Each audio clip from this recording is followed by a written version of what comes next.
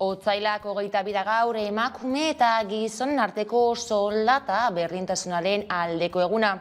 Araba, Bizkaia eta Gipuzkoan gizonek urtero bataz beste emakumeak baino 6.300 euro gehiago irabazten dutela jakinarazi du Eusko Jaurlaritzak. Horregatik Euskadi 2030ean soldata arrakala txikiena duten Europako herrialdeen artean izateko estrategiaren bigarren fasea hasiko duela lakoak iragarri du Beatriz Artolazabal, Eusko Jaurlaritzako berdintasun, justizia eta gizarte politiketako sailburuak. Soldaten arrakalaren aurkako estrategia justizia sozialerako konpromisoa da, gobernu honek bere egiten duena. Helburua da Euskadi 2030erako gizonen eta emakumeen artean soldata alde txikiena duten Europako herrialdeen artean kokatzea. Arratsaldeon, Espainiako Institutu Nazionalaren 2019ko azken datuen arabera, Hego Euskal Herriko soldata arrakala 25%koa da. 28,8koa Nafarroan eta 25%koa Araba, Bizkaia eta Gipuzkoan. Eta soldataz gain aldi baterako kontratuak eta lanaldi partzialak ugariagoak dira emakumeen artean. 2020ko datuak hartuta emakumeen 26% aldi baterako kontratua zuten.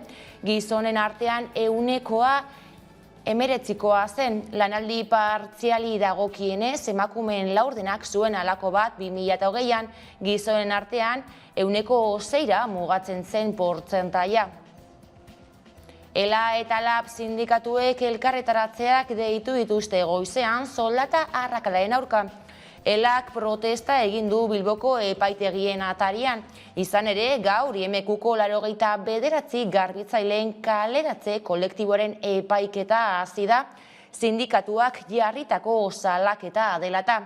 ELAk ohartarazi duenez, langile horien oinarrizko eskubideak urratu ditu IMQk eta sektoreak bizi duen soldata arrakala ere salatu du.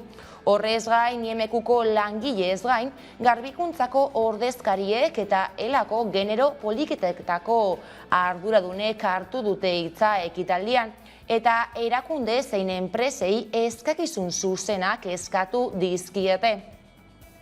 Bestetik, LAB sindikatuak mobilizazioak egin ditu bai Iruñean, bai Bilbon, eta LABek argi utzi duenez, kontua ez da bakarrik emakumeak sektore maskulinizatuetan sartzea, baizik eta lan feminizatuek merezi duten balioa eta aintzatespena lortzea eta aldi berean zaintza lanak demokratizatzea, desmerkalizatzea eta modu bidezkoagoan banatzea. Bada Bilbon Eusko Jaurlaritzaren egoitzatik, Confebaskeko egoitzarano giza katea egin du LABek. Gurean izan dugu Eli Etxebarria, LABeko idazkari nagusia, eta soldata arrakala hizpide izan du Etxebarriak. Gure azken datuak dira 2018koak, non 29,9an kokatzen zen. Ez dugu ikusten tendentzia aldatzen ari denik. Are gutxiago, itxaron beharko genuke, pandemiaren zehar eta pandemia eta gero ateratako datuak, baina hori 2 urte barru ez ditugu izango. Beraz, nik esango duke nahiko urrun gaudela soldata arrakala horrekin bukatzeko momentuz gaur egun Euskal Herrian. Lerroburuekin jarraiki Fernando Buesa eta Jorge Díaz eta hil zitueneko 22. urteurrena da gaurkoa eta haien omenez lore eskaintza egin dute Gasteizen. Geroago helduko diegu gai horri. Baina memoria historikoa hizpide gogora instituzioaren ekimenez, indarkeriaren eta 3 biktimak eta 3 historialarik osatuko dute memoriaren oinarriak bilduko dituen dokumentua prestatzeko duen lantaldea. Araba, Bizkaia eta Gipuzkoan memoriaren gizarte erakuntzarako oinarri partekatuen dokumentua izango da testuaren izena, eta eztabaida politikoa gainditzeko eta begirada berri bat sustatzeko helburua izango du. Bestetik, EAJak, PSEk eta Elkarrekin Podemos IUK translegea berritzeko akordioa adostu dute Eusko Legebiltzarrean, eta orain espero dute Legebiltzarrak berrestea gizarte zibilarekin lortutako akordioa. Transgeneroa eta transexual komunitatearekin hitzartutako itunean oinarrituta berrituko dute legea, eskubideak eta bermeak zabaltzea helburua izanik, besteak beste 6 hilabeteko epean transexualitateari lehen mailako arreta zerbitzuak ematea eta unitate espezializatu martxan jartzea jasoko luke lege egokitzapenak, eta aurreatu dute gainera transexualek eta transgeneroek hezkuntzan, osasungintzan eta lan arloan dituzten eskubideak bermatu nahi dituztela. Hala, Bart Gakoak saioan, Bea Zeberna izen elkarteko kideak, nabarmendu zuen euren eskaerak aintzat hartu dituztela lege proposamenean. Bueno, alde batetik, gu pozik gaude gure eskaeretan oinarritutako modifikazioa edo moldaketa dalako, beste alde batetik alderdien artean ere adostasun bat lortu dalako, EH Bildurekin ere hitz egin dago, eta zenbait moldaketa proposatuko dituzte, baina printzipioz ados daude, eta beste alde batetik lortu dugulako osasun arloko langileak ere ados egotea borrador edo zirriborro honekin, ez? Orduan, pentsatzen dugu adostasun batera iritsita onurak ekarriko dizkiola honek kolektibo honi. Eta nazioarteari dagokionez, Errusiako Dumak aho batez berretsi du Donetskeko eta Luhanskeko herri errepubliken independentzia. Donetsk eta Luhansk Ukrainiako ekialdeko eskualde Errusia zaleak errepublika independente dira Vladimir Putinentzat eta ondorioz Errusiar estatuarentzat.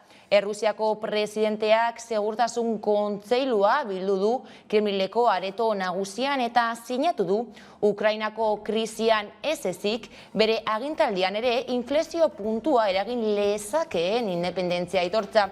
Ukrainako mugatik tropak erretiratuko zituela iragarri eta astebetera eman du urratsa eta lasaitasun mezua zabaltzetik zubi diplomatikoak leherrestera pasa da. Eta inbazioa dagoeneko hasi dela adierazi du Erresuma Batuko gobernuko osasun ministroak. Londresen bilera berezia egingo du gaur egoera aztertzeko. Bitartean, Ukrainako atzerri ministerioak agiri baten bidez adierazi du Moskuk, Luhansk eta Donetsk estatu independente gisa onertu izanak ez duela inongo balio legalik eta egoeraren eskalada izugarri larritzen duela. Nazio Batuen erakundeko segurtasun kontseiluak Errusiaren jokabidea gaitzetsi zuen bart. Errusiako presidentearen adierazpenak berehala eragin zuen erreakzio sorta. Mendebaldeko estatuen artean aho batezkoa izan da gaitzespena. Europako Batasuneko ordezkariek iragarri dute zigorrak ezarriko dizkiela legez kanpo ekintza horrekin zerikusia duten herrialdeei. Kolonbian gainera Konstituzio Auzitegiak abortua partzialki despenalizatzea onartu du astelehen honetan.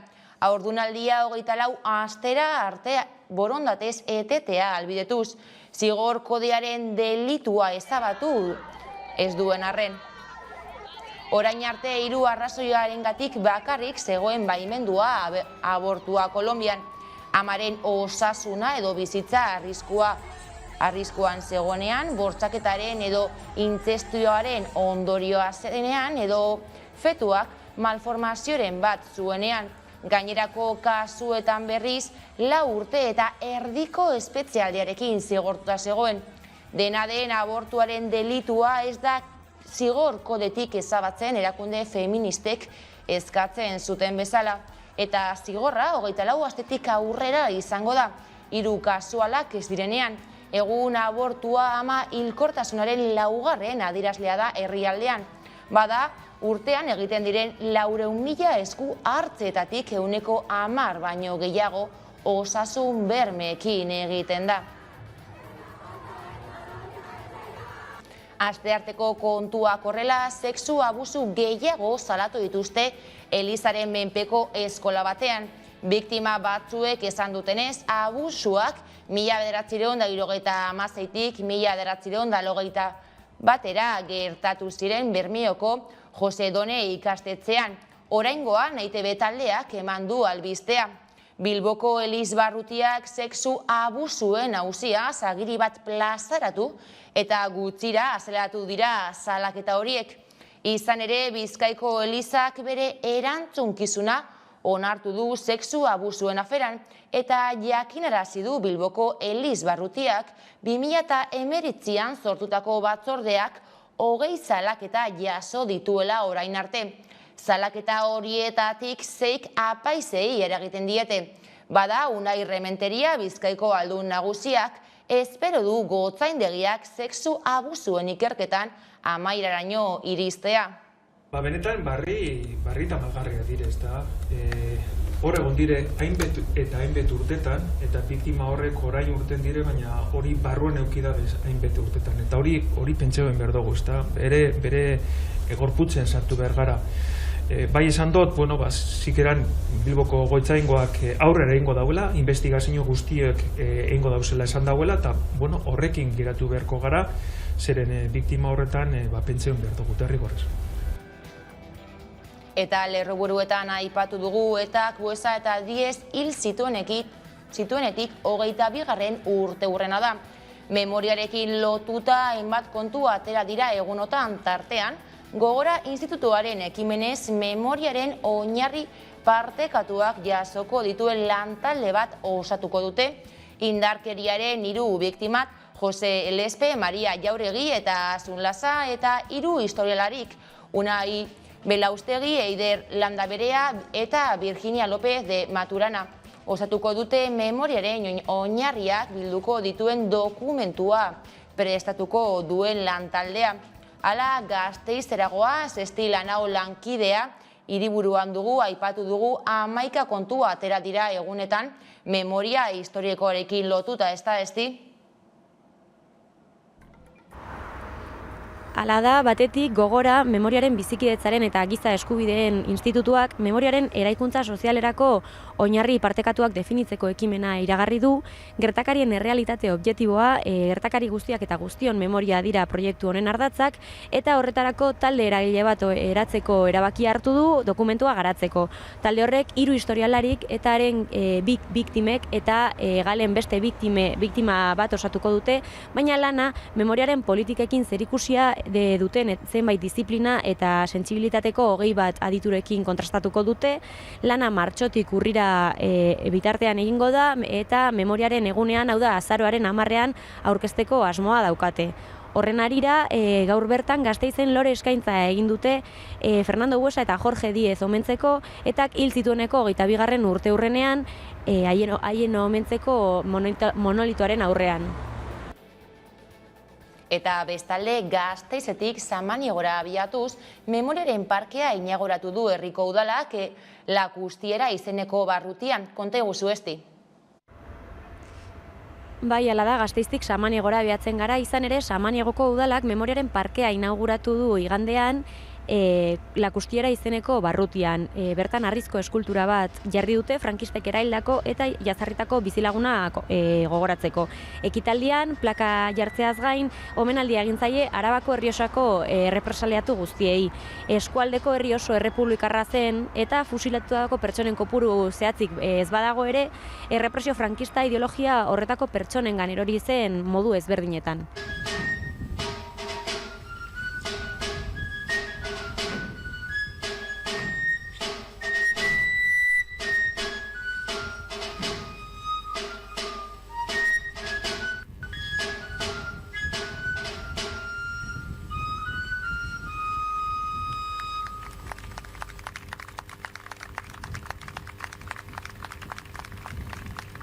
la represión en Rioja Alavesa pues fue dura. Los datos que hay pues no son muy precisos, pues debido al ocultismo y al manto de silencio que hicieron su labor y les dio sus frutos, ¿no? A ver, fuimos la zona de Álava pues más castigada en lo que se refiere al resultado de muerte en retaguardia, donde más expedientes de responsabilidad política se incoaron.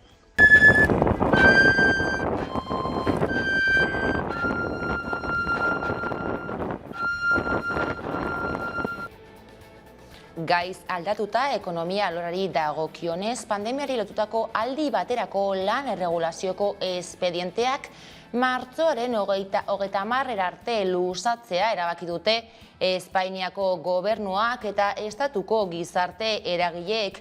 Hala ere, enpresek gizarte segurantzari ordaintzen dizkioten kuoten salbuespena 20 puntu jaitsiko da. Bada, UGT-ko eta Komisiones Obrerasko iturriek jakitera eman dutenez, epe berriak enpresei lan erreformako eredu berrietara egokitzeko denbora emango diela uste dute. Eta lan gatazkei dagokienez Arabako Metala eta Altar Bernedo enpresako langileak manifestazioan atera dira. Estilan hau. Bai, hala da, Arabako metalaren sektoreari dagokionez, lan hitzarmen duin baten aldea atera dira kalera, izan ere 3 urte igaro dira lan hitzarmena berritzeko negoziazioak hasi zirenetik eta ez dituzte aurrera pausorik lortu. Patronalaren blokeo egoera hori amaitzen ez bada, lan uzteak eta grebak egingo dituztela iragarri dute Arabako metalgintzatik. Bestalde, Altan Bernedo enpresako langileen kasuan, greba mugagabearen 80. egunaren atarian, larunbatean bertan, atera ziren manifestazioan. Besteak beste, hitzarmen berriaren KPI-ren araberako soldata igoera jasotzeko eta lanaldiari eusteko eskatzeko. Bestektit, Osakidetzako sindikatuek hilaren 25ean lehen arretan eta 28ean Osakidetza osoan deitutako mobilizazioekin bat egin du EH Bilduk. Horretarako agerraldia egin du koalizioak eta Osakidetzako langilei babesa helarazi ez ezik, Osakidetzaren egoeraz ere mintzatu da. Bada, pandemiak Osakidetzak dituen gabeziak inoiz baino ageriagoan utzi dituen arren, gertatzen ari dena ez dela berria gogoratu du Rebeka Ubera EH Bilduko legebiltzarkideak. Agerian geratu da Osakidetzak urtetan erantzunik izan ez duten gabezi estrukturalak dituela. Herritarren osasun arretaren kalitatea okertzea eta osasun sistema publikoaren desmantelamentu iraunkorra gauzatzen ari da. Denbora luzez osasun profesionalen gain esfortzuari esker mantendu da osasun arretaren kalitatea, mantendu izan da sarbide erraz bat osasun sistema sanitariora, konsulta presentzialak bermatzeko, baina gain esfortzu horrek muga bat dauka, hori ezin da denboran luzatu. Eta momentu honetan goia jo du, osasun profesionalak esan digute gehiago ezin dutela, beraiek bakarrik ezin dutela osasun sistema publikoa eutsi. Gaiz aldatuta Eusko Jaurlaritzak eta Bizkaiko Foru Aldundiak erabaki dute Galdakaorako metroaren 5. linea baliabide propioekin bultzatzea eta 360 milioi euroko finantzaketa hitzarmen bat adostu dute Euskal Trenbide sareak obrak lizitatu eta lanak urrian hasteko. Europako Batasuneko Next Generation funtsen etorkizuneko ebazpenen zain ez egotea eta proiektua funts propioekin bultzatzea erabaki dute.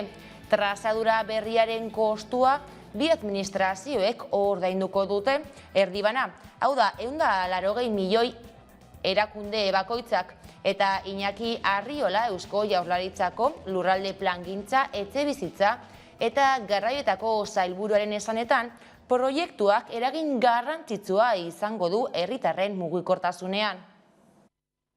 Euskotrenek operatuko duen 5.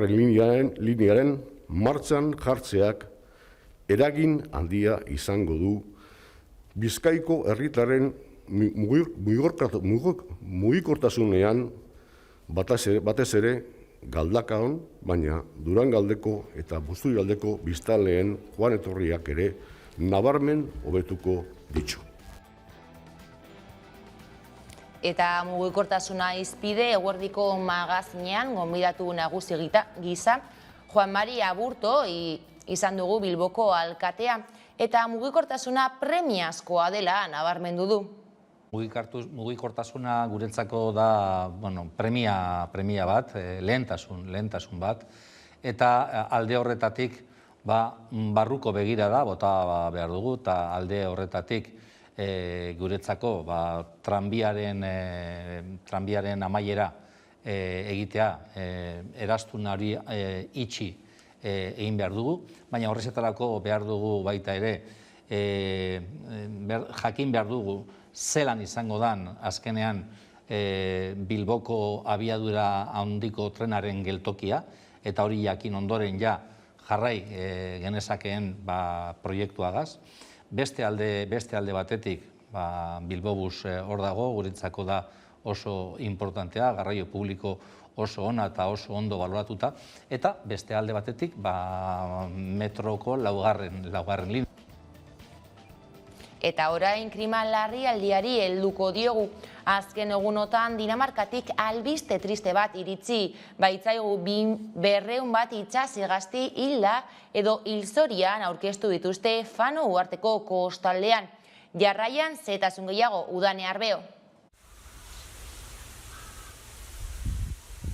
Ia 200 itsas hegazti hilda edo hilzorian aurkitu dituzte Danimarkako kostaldean astebetean. Danimarkako DOF ornitologia elkarteak jakinarazi duenez. DOFek zehaztu duenez Kingfisher ornitologoak aurkitu ditu animaliak. 175 martin inguru eta zenbait lanpernamusu eta fulmar. Fano uharteko kostaldean eta gose zil direla susmatzen du. Erdiek lumaje ona zuten, baina eskeletikoak ziren. Fisher ornitologoa beldur da aurkitutako hegaztiak ez ote diren arrazoi horrengatik inguru horretan hil diren animalien proportzio txiki bat baino. Elkartearen arabera Danimarkako Eskagen udalerrian martinak eta beste itsas hegazti batzuk hil dira azken hilabeteetan. Ib Krag Petersen Aarhuseko unibertsitateko ikertzaile batek Danimarkako DR irratiari adierazi dionez ez dago txorien heriotzari buruzko behin betiko azalpenik, baina elikagai eskasiaren eta duela gutxiko ekaitzen kombinazioa izan daiteke. Bestalde txorien bizi baldintzak aldatzen dituen klima aldaketa ere azalpenaren parte izan daiteke. DR irratiaren arabera beste herrialde batzuek ere hala nola Herbehereek, Belgikak edo Erresuma Batuak hildako hegazti kopuru handi baten berri eman dute.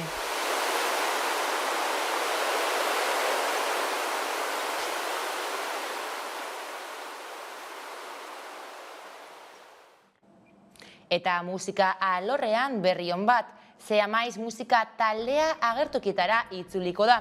Itzulera eta kontzertua soilik ez single berria prest dutela ere aurreratu du taldeak, zeina martxoaren 3 argitaratuko duten.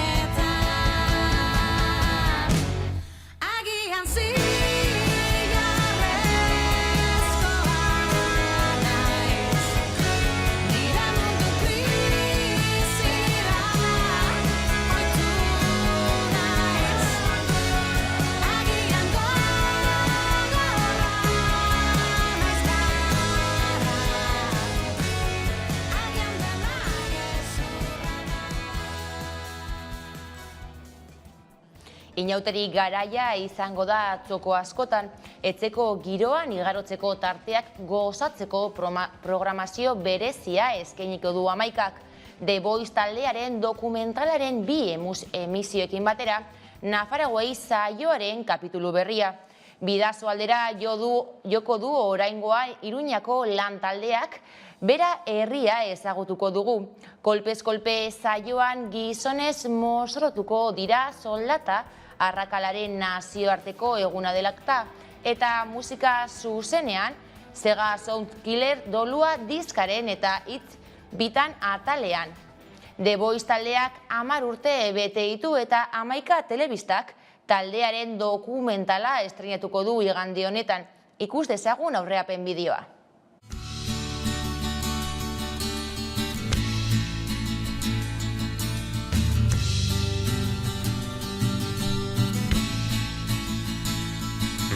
Ispilura begira da galduaz, atzean utzitakoaz, oroitzena. Esperantzaren bide luzea, zerbait hobea aurkitzekotan, aspalditik gizarteak epaitu atarabakia hartzera behartua. Ez nago ezer garaituko, hortzak erakutsi eta aurrera, berurratzean utzita aurrera, sistema honen aurka.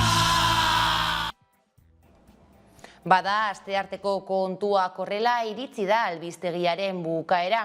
Gaurkoak Zeamaiz taldearen Adore abistearekin utziko zaituztegu. Gustatuko zaizuelakoan besterik ez gure aldetik. Hauek izan dira eguerdiak gurean gaur utzi dituenak. Guztiak eta gehiago nahi duzuen aldiro, hamaika.eu atarian. Ondo izan eta bihar arte.